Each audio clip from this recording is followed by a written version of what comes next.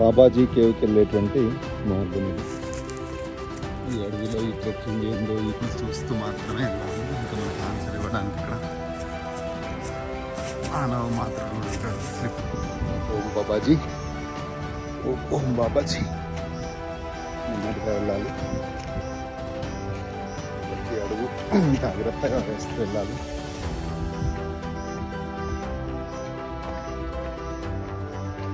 హరి ఓం, హరి ఓం, హరి ఓం. ఆరిల భటులు ఎరుగుదు మాతని బలిదానమును. ఏమన్నా ఈ పాండవుల దగ్గర నుంచి మనం బాబాజీకి వెళ్ళేటువంటి రూట్ ఏదైతే ఉందో కొంచెం హార్డ్గానే ఉంది.